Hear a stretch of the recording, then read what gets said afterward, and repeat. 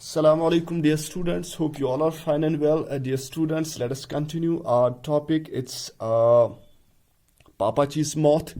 Dear students, we have already read its very first paragraph. And let me start from page number 49. You open your books to page number 49. It's the very second paragraph. Though Mamachi had conical corneas and was already practically blind, Papachi would not help her with the pickle making because he did not consider pickle making a suitable job for a high ranking ex-government official. अब मामाजी की जो बात थी, मामाजी जो थी वो उसको कॉनिकल कॉर्निया था. Now what is conical cornea? Conical cornea, an eye disease in which the normally round cornea thins and begins to bulge into a cone-like shape. अब ये conical cornea क्या होता है? ये एक eye disease होती है जिसमें क्या होता है, जिसमें ये जो round cornea होता है ये thin होता है, ये पतला हो जाता है और ये बाहर आने लगता है, bulge होने लगता है कोन की शक्ल में जैसे, और इंसान दोल हो गसन अथ मंज. तो ये बीमारी थी मामाची को. And was already practically blind, और ये तकरीबन ऑलमोस्ट, प्रैक्टिकली मीन्स ऑलमोस्ट, ये ब्लाइंड थी, तकरीबन अंधी थी. Pappachi would not help her with the pickle making. अब पापाची का क्या रोल था, ये उसको पिकल मेकिंग में, चूंकि इसका जो बिजनेस था मामाची का वो पिकल मेकिंग था, अचार बनाने का बिजनेस था, तो तिजारत करती थी इसी का. तो पापा जी क्या करते थे, बजाय इसके कि वो इसकी मदद करते थे, वो इसकी मदद नहीं करते थे इस अचार बनाने में. Because he did not consider pickle making a suitable job for a high ranking x government official. क्योंकि पापा जी को ये जॉब मौजू नहीं लगती थी, उसको ये जॉब मुनासिब नहीं लगती थी, उसको ये जॉब फिट नहीं लगती थी अपने लिए. क्यों? क्योंकि वो एक एक्स गवर्नमेंट ऑफिशियल रह चुका था, यानी एक आला मकाम पर फाइज रहने वाला एक बहुत ही बड़ा अफसर था, ऑफिशियल था, एक्स गवर्नमेंट ऑफिशियल था, एक रिटायर्ड ऑफिशियल था. He had always been a jealous man. अब वो हमेशा से एक जेलस आदमी रहा था. Jealous means we can say envy, Hasid बुगुज रखने वाला इंसान था. So he greatly resented the attention his wife was suddenly getting. तो उसके लिए क्या था, तो वो बहुत मतलब हम क्या कहेंगे, नापसंद करता था. रिजेंट के माने हैं गुस्सा आना, नापसंद करना, फील बिटरनेस. उसको बहुत ज़्यादा गुस्सा आता था, उसको बहुत ज़्यादा नापसंद होता था. क्या नापसंद होता था, जब उसकी बीवी जो थी, जब उसको ये सब अटेंशन मिलता था, जब वो अचानक से मतलब इसको ये सारा अटेंशन मिलता था, लोग उसकी तरफ मुतवज्जा होते थे. मुतवज्जा क्यों होते थे, अटेंशन उसको क्यों मिलती थी, क्योंकि उसका जो तिजारत था, उसके पास लोग आते थे खरीदने के लिए. तो ये सब चीज़ें इसकी बर्दाश्त से बाहर थी. पापा जी ये सब चीज़ों को बर्दाश्त नहीं करता था. तो क्या करता था, he slouched around the compound in his immaculately tailored suit, weaving sullen circles around mounds of red chilies and freshly powdered yellow turmeric, watching Mamaji supervise the buying, the weighing, the salting and dyeing of limes and tender mangoes. पापा जी क्या करता था, he slouched around the compound. Slouch के माने हैं, slouch means a lazy drooping posture, यानी वो एक पोस्चर हम बनाते हैं, एक पोजीशन हम अपने जिस्म की बनाते हैं जब हम मतलब लेजीली चलते हैं ना, काहिली के साथ चलते हैं. तो इसी काहिली के साथ लेजीली ये जो पापाची था ये अपने इस कंपाउंड के इर्द गिर्द घूमता था. कंपाउंड के माने हैं an open area enclosed bye a fence. जो सहन होता है, हमारे घर का सहन, जो आंगन होता है, इसको हम कंपाउंड कह सकते हैं. In his immaculately tailored suit. किस में इमैकुलेटली मतलब इसके पास एक ताज़ा तरीन, न्यू, लेटेस्ट, अनयूज्ड हम कह सकते हैं इमैकुलेटेड. ऐसा इस किस्म का सूट था इसके पास, इस किस्म का ड्रेस था. तो इसी ड्रेस में ये चक्कर काटता रहता था लेजीली इस कंपाउंड के इर्द गिर्द. वीविंग सलन, वीविंग के माने हैं मतलब बुनना. अब यहाँ पे बुनना नहीं, यहाँ पे मतलब छा जाना, तारी होना. इस पे वो मतलब उदास सा रहता था, खफा रहता था, बैड टेम्पर्ड रहता था. ये सब चीज़ें उस पर तारी होती थी, छाई रहती थी, ग्लूमी रहता था, आजुर्दा रहता था. उसके बाद क्या करता था, circles around mounds of red chillies. अब जो कंपाउंड था जहाँ पे ये सब ये बनाती थी, ये अचार वगैरह बनाती थी, वहाँ पे जो रेड चिल्लीज हुआ करते थे वो फ्रेशली पाउडर या येलो टर्मरिक हल्दी वगैरह जो कुछ भी वहाँ पे वो मटेरियल हुआ करता था, इसके इर्द गिर्द, इन माउंड्स के इर्द गिर्द, माउंड मीन्स मिट्टी का तूदा, डेर जिसको हम कह सकते हैं, इसी डेर के इर्द गिर्द ये जो रेड चिल्लीज हुआ करते थे और ये जो फ्रेशली पाउडर येलो टर्मरिक, ये पाउडर वगैरह हल्दी जो थी, इसके इर्द गिर्द ये चक्कर काटता था। क्या? वॉचिंग मामाची सुपरवाइज द बाइंग, और ये देखता था कि मामाची कैसे सुपरवाइज करती है, कैसे इन चीजों को मतलब बेचती है, द वेहिंग, कैसे ये खुद मतलब ये बेचने का काम करती है, कैसे इन सब चीज़ों को सुपरवाइज करती है, कैसे तोलती है, कैसे नापती है, कैसे इनमें साल्ट डालती है, कैसे बनाती है, कैसे इनको ड्राई करती है, सुखाती है, ऑफ ये लाइम्स को, और ये जो टेंडर मैंगोज होते हैं, यानी इसको ये जो कच्चा अचार, कच्चे आमों का अचार इसको बनाना होता था, तो कैसे इन लीमू को, ये जो नींबू हुआ करते थे, इनको कैसे ये ड्राई करती थी, सुखाती थी, या इन ये जो कच्चे आम हुआ करते थे। अच्छा, every night he beat her with a brass flower vase, हर रात वो क्या करता था, पापाची क्या करता था, उसका काम क्या था, उसका काम ये हुआ करता था, हर रात वो अपनी बीवी को, मामाजी को, वो जो पीतल का जो फूलदान था, पीतल का जो फुलदान था, फुलदान वो फ्लावर वेस्ट जिसको हम कहते हैं, उसी से इसको मारता था। The beatings were not new, अब ये जो इसका मारना था ये नया नहीं था। The beatings were not new, इसका मारना नया नहीं था। What was knew was only the frequency with which they took place, अब नया क्या था, अब नया जो था यानी किस फ्रीक्वेंसी से इसको मारता था, ये नया था, यानी कब मारता था, दिन में कितनी बार मारता था, किस रेट से मारता था, किस टाइम पे मारता था, कितना मारता था, ये सब कुछ नया था। बीटिंग्स तो वो हर रोज उसको बीट करता था, हर रोज उसको मारता था, लेकिन नया क्या था, what was new was only the frequency with which they took place, यानी किस हिसाब से इसको बीट करता था, इसको पीटता था, वो सब कुछ नया था। One night Pappachi broke the bow of Mammachi's violin and threw it in the river, तो एक दिन क्या हुआ, एक दिन पापाजी ने मामाजी की जो वायलिन थी उसका जो बो हुआ करता था, उसकी जो कॉइल हुआ करती है, स्पाइरल जिसको हम कहते हैं, तार या इस वनो, और उसके बाद उसको तोड़ा, उस बाव को तोड़ा, उस कमान को तोड़ा, उसके बाद उसको दरिया में फेंका। Then Chacko came home for a summer vacation from Oxford, उसके बाद इसका जो बेटा था जिसका नाम चाको था, ये ऑक्सफोर्ड से वापस आता है समर वेकेशंस के लिए घर। He had grown to a big man and was in those days strong from rowing for Balliol, तो उन दिनों ये बहुत बड़ा था, एक बहुत बड़ा आदमी था, और चूंकि ये मजबूत भी था, मजबूत इसलिए था क्योंकि ये रोइंग से वापस आया था।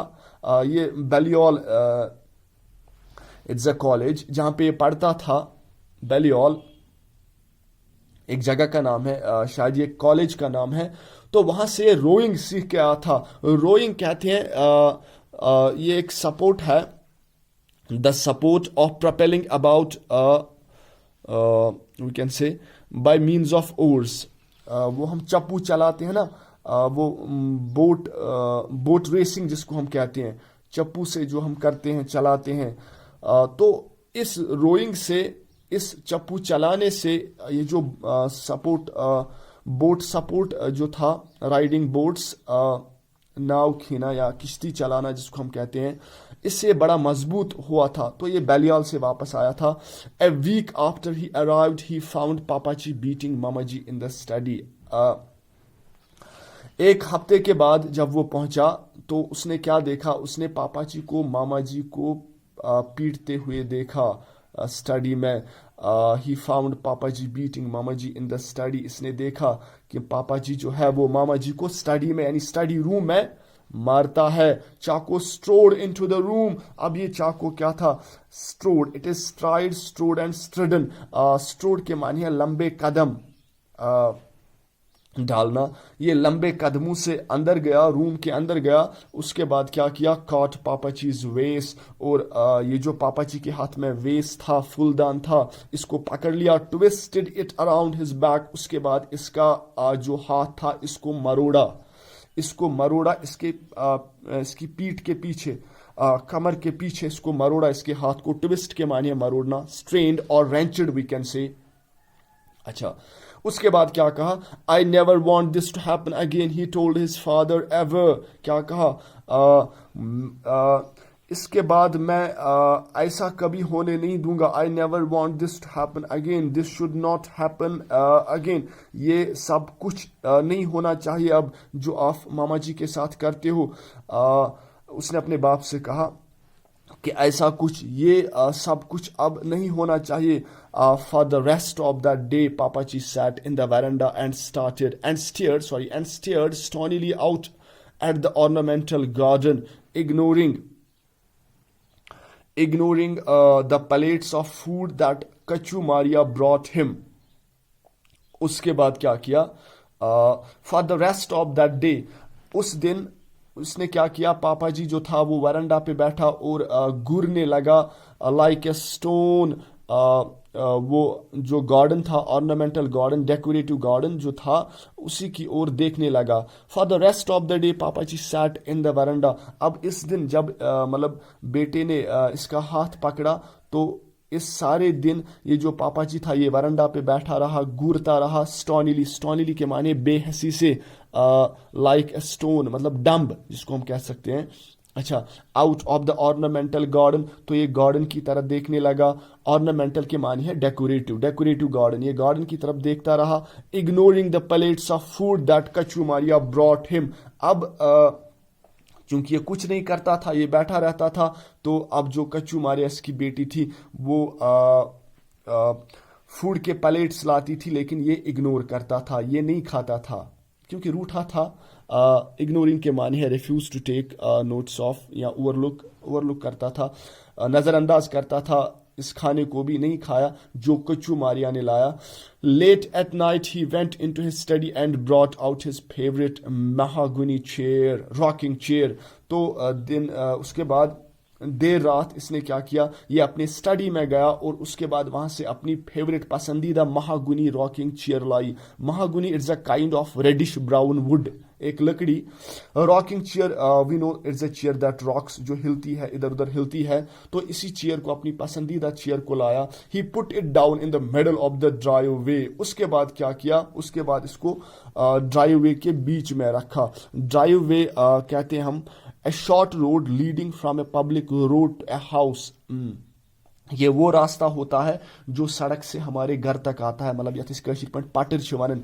इसी पटरी पे इसने इसको रखा, इसी रोड पे इसने इसको रखा। उसके बाद क्या किया, and smashed it into little bits with the plumber's monkey wrench. उसके बाद इसको हिट किया। स्मैश के मानी है ब्रेक, स्मैश के मानी है वी कैन से है तोड़ना, फोड़ना। उसके बाद लेकिन किससे, एक प्लम्बर्स मंकी रेंच से। प्लम्बर जो होता है ना, उसके पास जो रेंच होता है, wrench we know a tool used for gripping और टर्निंग नट्स और बोल्ट्स एटसेट्रा। अच्छा, तो उसी रेंच से इस कुर्सी को तोड़ा, इसको स्मैश किया, इसको ब्रेक किया, छोटे छोटे टुकड़े इसके बना दिए इसी रेंच से, प्लम्बर की जो रेंच से। अच्छा, ही left it there in the moonlight, a heap of varnished wicker and splintered wood। उसके बाद उसको वहीं पे छोड़ दिया, मूनलाइट में, चांदनी रात में, और वहां पे वो एक डेर सा बन गया।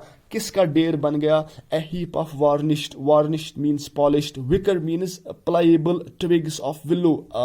लकड़ी के जो लचीले वो ट्विग्स होते हैं, यम तिम कशीर पे कानि छ आसन, यम जन होड़ योड़ फेरन छ, लचीले जो होते हैं। एंड स्प्लिंटेड वुड, और स्प्लिंटेड के माने हैं हम कहेंगे a small piece of wood। वो सब कुछ बाकी रह गया वहां पे।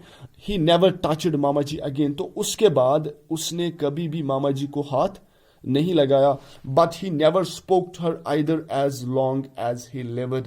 लेकिन अब क्या था, जब तक वो जिंदा रहा तब तक उसने कभी भी मामा जी से बात नहीं की। when he needed anything he used Kachu Maria or baby Kachoma as intermediaries। तो क्या था, जब उसको किसी चीज़ की ज़रूरत पड़ती थी तो वो कोचू मारिया या बेबी कोचम्मा को मतलब उसको एज इंटरमीडियरी के तौर पे मतलब बात करता था, यानी उसको दरमियान वाला रखकर, उसको बीच वाला रखकर, इंटरमीडियरी कहते हैं मिडल मैन को दरमियान वाला, बीच वाला जो होता है। When he needed anything he used Kochu Maria और बेबी कोचोमा एज इंटरमीडियरीज, यानी ये इसको इन दोनों को इंटरमीडियरीज यानी बनाता था। कशिर पॉइंट गो अमसी आलो कर अम पे अगर अमिस कम कर अमिस कह चीज़ मंगुन यह अंडी थ्रू मंगनावन यह चीज़, यानी ये मतलब इसी के थ्रू सारे काम करवाता था। In the evenings, when he knew visitors were expected, he would sit on the veranda and sew buttons that were not missing onto his shirts to create the impression that Mamachi neglected him. अब क्या था, शाम को वो क्या करता था, in the evenings when he new visitors were expected, जब वो जानता था कि विजिटर्स आने वाले हैं, यानी ग्राहक आने वाले हैं, विजिटर्स आने वाले हैं जो वहाँ पे आते थे वो मतलब लेने, वो अचार वगैरह लेने। He would sit on the veranda and sew buttons, वो वरंडा पे बैठता था और बटन सिव करता था, बटन सिलता था। लेकिन वो बटन्स जो उसकी शर्ट से मिसिंग नहीं होते थे, यम आसन रमित क्या, यम आसन बटन अति, लेकिन क्यों, to create the impression that Mammachi neglected him, ये इम्प्रेशन डालने के लिए, ये दिखाने के लिए, ये दिखावा करने के लिए कि मामा जी इसको नजरअंदाज करती है, यानी मामा जी इसका ख्याल नहीं रखती है, यही इंप्रेशन जमाने के लिए। To some small degree he did succeed in further corroding Ayemenem's view of working wives, तो कुछ हद तक वो कामयाब भी होता है। करोड़ के माने है करोडिंग, करोड़ के माने ईट बाइट निबल, लेकिन यहाँ पे इट मीन्स डिस्ट्रॉय और र्यून। कुछ हद तक ये कामयाब हुआ, यानी आइमनम्स की जो वाइव्स थी, उनकी जो वहाँ की जो औरतें थी, यानी उनकी इमेज ऑलरेडी खराब थी, अब ये कामयाब हुआ, यानी उनकी जो इमेज थी उसको मतलब स्पाइल्ड करने में, यानी he spoiled the image of the working wives. Already उनकी इमेज खराब थी, ऑलरेडी उनका मानना ये था कि ये जो औरतें हैं वहाँ की, ये जो आइमनम की जो औरतें हैं वो अपने पतियों का ख्याल नहीं रखती है, वो अपने हस्बैंड्स का ख्याल नहीं रखती है। तो अब इसने क्या किया, तो ये भी मतलब ऑलरेडी उनकी इमेज खराब थी, he spoiled the image of the working wives, तो इससे ज़्यादा हो गया, ये कामयाब हो गया वो चीज़ करने में, वो चीज़ दिखाने में, यानी ये जो आइमनम की जो औरतें हैं वो अपने पतियों का ख्याल नहीं रखती है, ठीक है, तो उनकी इमेज खराब करने में इसने भी बहुत अच्छा रोल अदा किया। He bought the sky blue play moth from an old English man in Munnar, उसके बाद इसने क्या किया, इसने एक स्काई ब्लू प्ले मॉथ खरीदी एक ओल्ड इंग्लिश मैन से मुनार में, जो मुनार में रहता था। अ town in Kerala, Munnar it's a town in Kerala, ये केरला में एक टाउन है, एक कस्बा है। तो sky blue, you know sky blue it's the colour. अच्छा, Plymouth means it's a brand of car, ये किस्म की कार थी। तो यही कार ये खरीदता है एक इंग्लिश मैन से, एक बूढ़े इंग्लिश मैन से, एक अंग्रेज से खरीदता है जो मुनार में रहता था। He became a familiar sight in Ayemenem, coasting importantly downward the narrow road in his wide car. उसके बाद he became a familiar sight, ये जो पापा जी था ये एक फैमिलियर साइट बन गया सारे लोगों के लिए, यानी एक जानी पहचानी एक साइट बना, एक नज़ारा बना लोगों की, यानी लोग इसकी तरफ देखते थे, फिर लोगों को ये बड़ा पसंद आता था, लोग हर रोज इसको देखते थे। क्या करता था, costing importantly down the narrow road in his wide car. अब ये इस कार में क्या करता था, कोस्टिंग डाउन, कोस्टिंग के मानी है ग्लाइड, कोस्टिंग के मानी है slide, it means roll, it means drift, run, यानी इसी गाड़ी को ये लेता था नीचे रोड पे, यानी चलाता था, वो जो तंग रोड था वहाँ का, तो ये अपनी कार में जाता था हर रोज। तो ये लोगों के लिए एक फैमिलियर साइट बन चुका था हर रोज लोग इसको देखते थे ये करते हुए, इस गाड़ी में जाते हुए। Looking outwardly elegant but sweating freely inside his woollen suits. क्या था ये जो पापा जी था, लुकिंग आउटवर्डली एलिगेंट, यानी बाहर से आउटवर्डली मीन्स बाहर से बहुत ज्यादा एलिगेंट दिखाई देता था, पापा जी बहुत ज्यादा खूबसूरत दिखाई देता था। But sweating freely inside his woollen suits, लेकिन अंदर से इसने क्या पहन रखा था, अंदर से वूलन सूट इसने पहन के रखा था, अंदर से इसने वूलन सूट यानी ऊन के कपड़े इसने पहने थे। तो क्या होता था, अंदर से जब इसने वूलन कपड़े पहने होते थे तो बहुत ज्यादा स्वेटिंग होती थी अंदर से, but sweating freely inside his woollen suits. तो चूंकि गर्म कपड़े ये पहनता था तो उससे स्वेटिंग होती थी बहुत ज्यादा। He would not allow Mamachi or anyone else in the family to use it or even to sit in it। और ये क्या करता था, वो कभी भी he would not allow Mamachi or anyone else in the family to use it or even to sit in it। वो मामा जी को, या न सिर्फ मामा जी को बल्कि घर के किसी भी अफराद को इस कार को यूज करने की इजाजत नहीं देता था। कशीर पन को योस न कंस यत अथ दिवन लागना, ना किसी को इसमें बैठने देता। द प्ले माउथ वॉज पापा चीज रिवेंज। अब ये क्या था, ये एक तरफ से इसका बदला था, ये जो कार इसने खरीदी एक तरफ से इसका बदला था, यानी ये किसी को इसकी तरफ देखने भी नहीं देता था। तो हाथ लगाने की बात ही नहीं है, बैठने की तो बात ही नहीं है। तो ये एक तरह से इसका एक रिवेंज था, एक बदला था। ये प्लाईमाउथ कार जो इसने खरीदी थी, ये एक तरफ से मतलब एक रिवेंज था, एक बदला, मतलब ये बदला लेता था अपने इन घर वालों से। Pappachi had been an imperial entomologist at the Pusa institute. अब ये पापाची जो था ये एक इंपीरियल एंटोमोलॉजिस्ट रह चुका था पूसा इंस्टीट्यूट में। Pappachi had been an imperial entomologist. अब इंपीरियल किसे कहते हैं, इंपीरियल मीन्स अंग्रेजों की हुकूमत के वक्त ये एक एंटोमोलॉजिस्ट रह चुका था पूसा इंस्टीट्यूट में। अब entomology entomology means study of insects. जब हम इंसेक्ट्स को पढ़ते हैं दैट उसको हम कहते हैं एंटोमोलॉजी, यानी जब हम इंसेक्ट्स को स्टडी करते हैं, उनके बारे में खोज करते हैं, उनके बारे में पढ़ते हैं, दैट्स कॉल्ड एंटोमोलॉजी। तो ये इंपीरियल एंटोमोलॉजिस्ट था पूसा इंस्टीट्यूट में। After independence when the British left his designation was changed from imperial entomologist to joint director entomology. उसके बाद क्या होता है, आफ्टर इंडिपेंडेंस यानी जब जब हिंदुस्तान आज़ाद हुआ, जब इनको इंडिपेंडेंस मिली, जब यहाँ से ब्रिटिशर्स चले गए, इसका जो डेजिग्नेशन था, इसका जो ओहदा था, डेजिग्नेशन मीन्स ओहदा, post, we can say yes post, वो तब्दील हो गया, वो चेंज हो गया फ्रॉम इंपीरियल